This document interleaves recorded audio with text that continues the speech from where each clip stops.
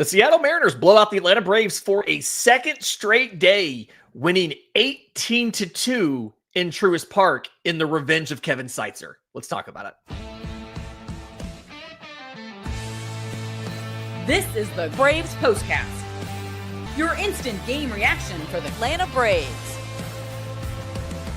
Part of the Locked On Podcast Network, your team every day. Yes, welcome on into the Braves POSTCAST, part of Locked On Sports Atlanta, where we cover your Atlanta sports teams each and every day. I'm your host, Lindsey Crosby, author of the Braves Today newsletter over at bravestoday.com. You can follow me on social media at Crosby Baseball. That is Jake Mastriani, host of Locked On Braves. Follow him on social media at Shortstop Ball. Make sure you subscribe to Locked On Braves wherever you get your podcasts and on YouTube. But we're here to talk about the Seattle Mariners, who, as of 3:06 p.m. Eastern, as we are recording this, have outscored 13 different NFL teams on Sunday afternoon. All those games are in the third quarter, and Seattle has outscored 13 of them by scoring 18 runs against Atlanta in just a complete blowout. We'll talk about the offense and what they didn't really do a little bit later. But is this the end of the conversation about Joey Wentz being a contributing member of the Braves, possibly rotation in 2026? He goes 2 1/3 innings, 8 hits, 8 runs allowed, gives up 2 homers. The only excuse I'll make for him, and I would imagine the Braves gave him some sort of heads up, but we only found out he was pitching like 3 hours before game time. So maybe there's that excuse in there a little bit, but he was already kind of trending in this direction. I know we talked about it last time, and I thought you made the valid point that even if he's not in the rotation, maybe he's your long man next year to keep him on the roster. And then you can move him into the rotation if you need to. Mm-hmm. But the way he's pitching now, I don't even know if he's worth that at this point. So we'll see. I mean, maybe he'll get a couple more starts here at the end of the year. I think it's always going to just depend on how the offseason plays out. Like if you find an arm in the offseason that's better than Joey Wentz, which shouldn't be that difficult, again, nobody's going to lose too much sleep over losing Joey Wentz. It's just when you first got him and the way he looked in the rotation early on, you thought, okay, maybe we got something here with a back end starter that has years of control through arbitration, even if he is out of options. And now I don't know that you have that. Yeah. His first 2 starts with Atlanta, reminder for everybody. He covered, his first outing, it was 3 scoreless innings, 1 walk, 6 strikeouts, no hits allowed. Second one was a start, 4 innings, 2 hits, no runs, 1 walk intentional, and 2 strikeouts. But in his last 7 games for the Braves, he's 3-3 with a 7.09 ERA. He's allowed 42 hits and 26 earned runs in 33 innings with 12 walks. So a 164 whip. And we talked about yesterday, the young pitchers, Herson Waldrop battled through, was able to get through the outing with good results, good run results, 2 earned runs across the 5 1/3. And then some of the young guys struggled. This one was Wentz struggled, Dylan Dodge struggled, and then Roldy Munoz really struggled kind of late. The surprising stat for me in this, Jake, is the Braves have let the Seattle Mariners hit 10 home runs since the 7th inning of Saturday's Game 2. It doesn't feel believable. And I've got to I'm a little bit nervous. This has to be an outlier. And I think we talked about this a little bit yesterday. Most of these are guys you're not counting on in 2026, right? Like reassure us just a little bit here. Yeah. I mean, with, Wentz and even Munoz, like we've said, it's a good arm, but I don't know that it's one you're necessarily just counting on in 2026.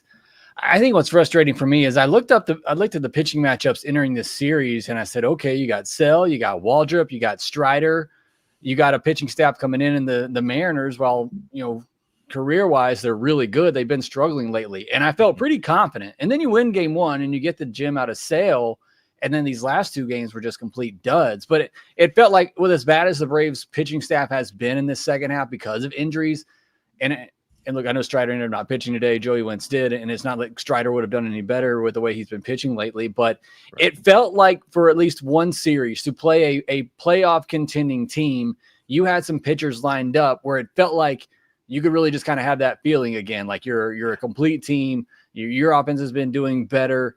You're going up against a playoff contender. You got some of your better pitchers lined up. Let's see if this can be a good competitive series. And started that way, certainly didn't end up that way with, some guys getting absolutely blown up, which is just very frustrating because I really wanted to see more out of this Braves team in the series. Because like I said, you're looking for those motivations. You're looking for those reasons to tune in, quite honestly, with NFL season here. I mean, the Falcons are on at the same time, college football on Saturday. Why am I watching this team? And I felt like this series was one of those where I said, okay, you got your pitchers lined up. You're playing a team that has postseason aspirations. What can this version of the Braves team do? And they pretty much just laid an egg in the last two games. Yeah, and the big issue for me in these last two games, and we'll get to it, is just how bad the pitching was bad. Yes, a lot of guys you weren't expecting to contribute next year, but the offense has virtually almost disappeared, and I think that's a really frustrating thing. On your point of a lot of other stuff going on, though, they still had announced attendance of over 30,000 at the game today, which is not the heights that it was earlier in the year, but the fans are doing their part. The fans are supporting. The fans are showing up. It's the team right now that's been unable to kind of hold up their end of the bargain. And I haven't seen any reports of a roster move as of yet. I would expect Ronnie Munoz is probably going to be heading back to Gwinnett for a little bit. Hayden Harris actually had an inning and a third, 1 hit, 1 walk, no runs allowed. So he recorded 4 outs there. I'm trying to remember if he's recorded a strikeout yet in the majors, and now three separate outings. But at the very least, the run prevention has been there for him. Yeah, no strikeouts so far, but he's not been able to. He's been getting through some of these outings okay. It's just, to your point, the starting pitching matchups and the lineup, with the exception of Austin Riley, are all guys you're going to have next year. So this kind of felt like a barometer of where they could be. And to your point, they are not where they need to be. In just a second, let's talk about the offense. Jurickson Profar had a good game. He was probably the only one. We'll do that next, right here on the Braves Postcast. Most people can't name all their financial accounts or even what they're worth. It could be 401k, properties, investments, just trying to add everything up. And when you don't have the full picture, you can end up leaving money on the table. And that's why there is Monarch Money. It's an all-in-one personal finance tool that brings your entire financial life together in one clean, easy-to-use interface on your laptop or your phone. Because Monarch is built for people with busy lives. If you put off organizing your finances, Monarch is for you because it does the heavy lifting for you. You can link all your accounts in minutes, see clear data visuals, get smart categorization of your spending, and finally feel in control of your money without ever touching a spreadsheet. So don't let financial opportunities slip through the cracks. Use code LOCKEDONMLB at monarchmoney.com for half off your first year. That's 50% off your first year at monarchmoney.com with code LOCKEDONMLB. Today's episode is also brought to you by our friends at Zippix Toothpicks. Whether you're looking for nicotine satisfaction or an energy boost, Zippix has you covered with their nicotine or caffeine-infused toothpicks. For nicotine users, Zippix provides a discreet way to satisfy cravings and that hand-to-mouth habit without smoking. It can also be a helpful tool as you work to reduce your dependence on vaping. They have 6 great flavors, 2 milligram and 3 milligram nicotine options. If you need energy without the crash, the caffeine toothpicks are a game changer. That's one of those things. I've used those before, whether I'm staying up late to record MLB game night after the West Coast games are done or going on a long drive. They give me energy without the jitters with some really good flavors. So go to zippixtoothpicks.com. Use code LOCKEDON for 10% off your first order. Now, must be 21 or older to order, and it's important to know that nicotine is an addictive chemical. But that's zippixtoothpicks.com, promo code LOCKEDON. Zip more, smoke less with Zippix Toothpicks. All right, Joe.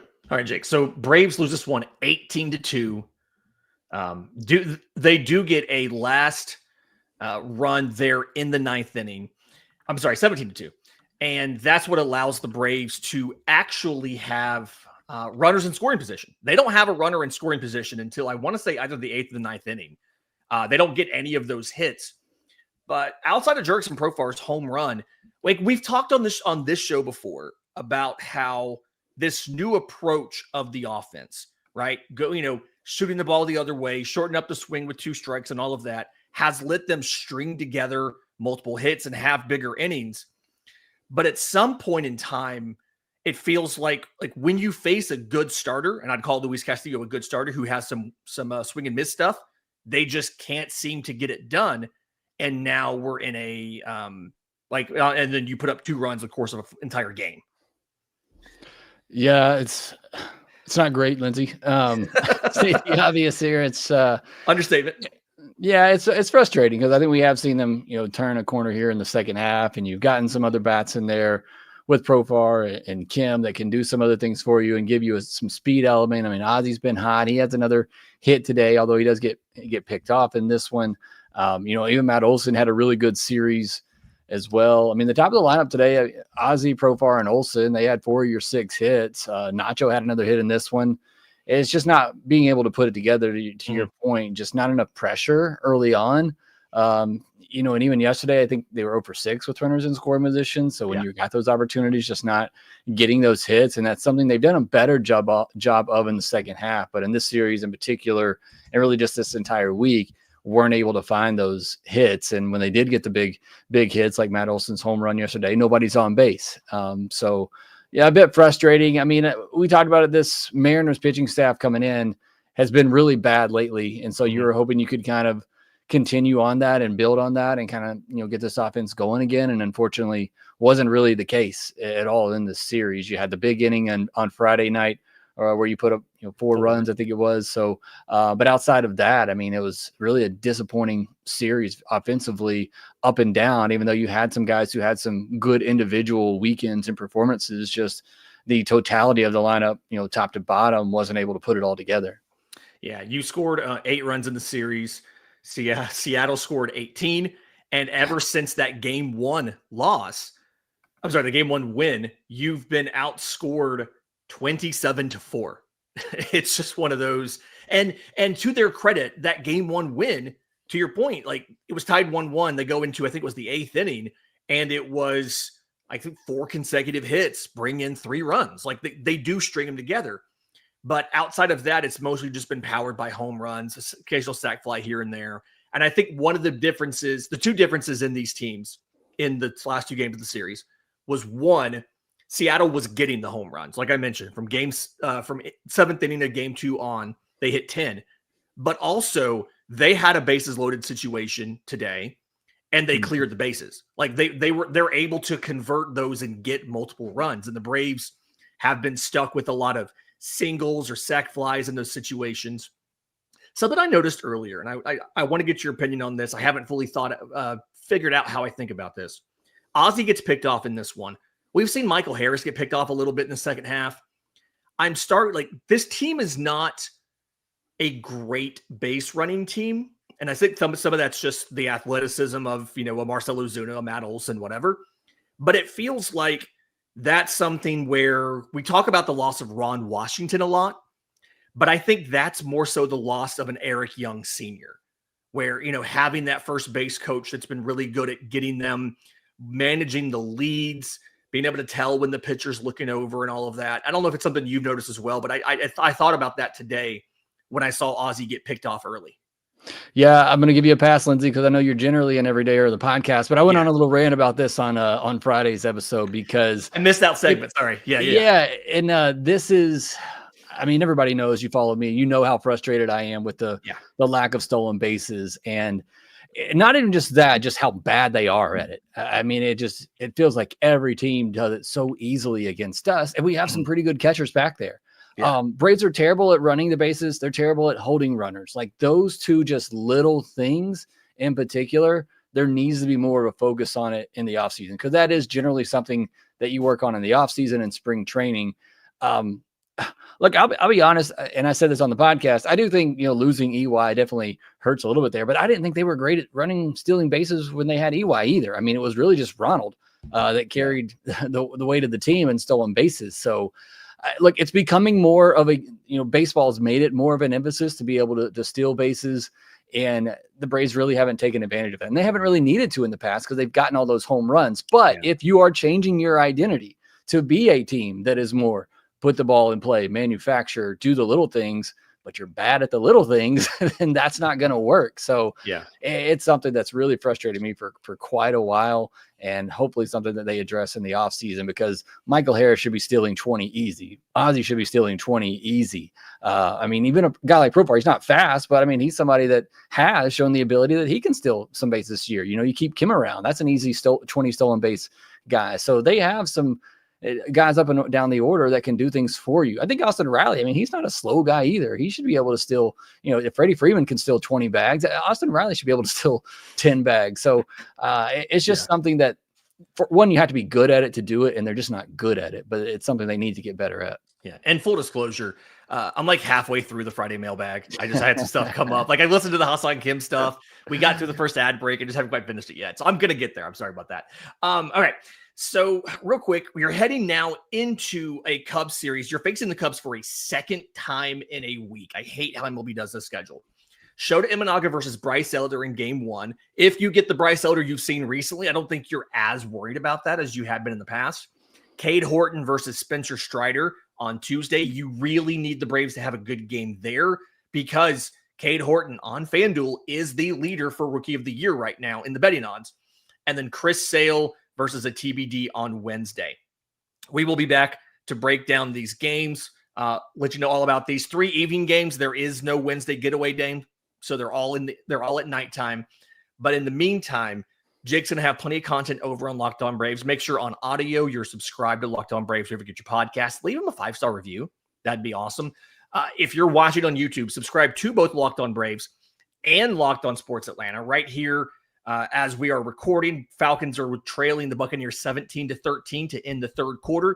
They're going to have the Falcons squad show go live as soon as that game ends to kind of recap what happened for the Atlanta Falcons today. So make sure you subscribe to both Locked On Braves and Locked On Sports Atlanta. For Jake Mastriani, I'm Lindsey Crosby. This has been the Braves Postcast.